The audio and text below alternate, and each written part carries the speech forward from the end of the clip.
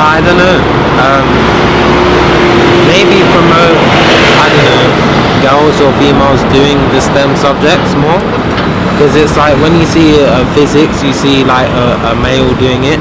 But maybe if we saw a male and female doing it, or just a female, it will promote females to think, oh wait, maybe I can do physics as well. I think a lot of the time when it's media representative, those sort of roles, it's very male dominated in the way it's portrayed. Like, you know, even small things like in movies, like teams of scientists are always just full of dudes. I mean, there's this breakthrough, weird example, but like Lego recently did like their first like Lego model of a female scientist, and like that was a great example of like, and it sold out like immediately because people around the world respect and appreciate that step, like that positive step towards, you know, that being represented. So I mean, maybe Lego just need to make more figures, but I don't think that's really going to be the catalyst for the huge change.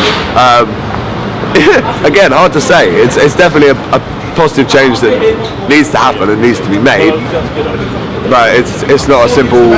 It's, you know, you can't just tick a box or flip a switch and it'll happen. It's a gradual process that will happen over time among a lot of individuals actively working towards it, I suppose. Well, I personally am doing a STEM degree at the moment. I'm studying medicine, and personally I think that it's just a case of getting people engaged. It's not even just the women who aren't going to STEM. Fewer people are going into STEM careers.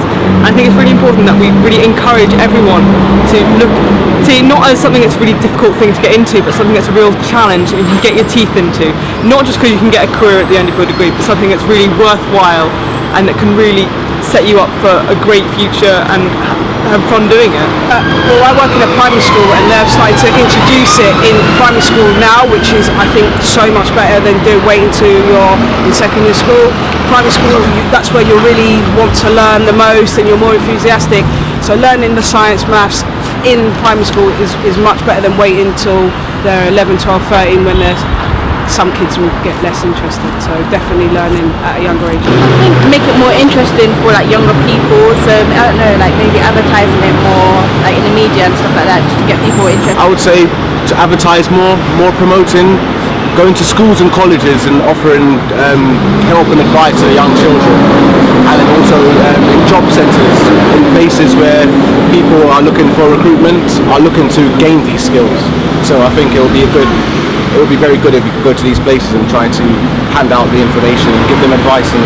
Personally, for me as a whole, I wasn't really encouraged to do any of them. They were kind of more go towards business or hospitality. So I would possibly have more women, but professional women within those sectors actually come into the schools or any kind of institution and be a leader.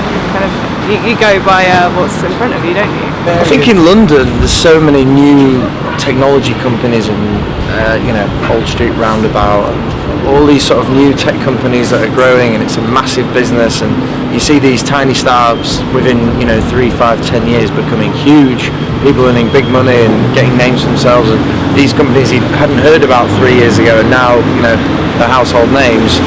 That must encourage people to get into technology and create apps and doing things online, and it's not my area of expertise, but I know it's a huge growing industry.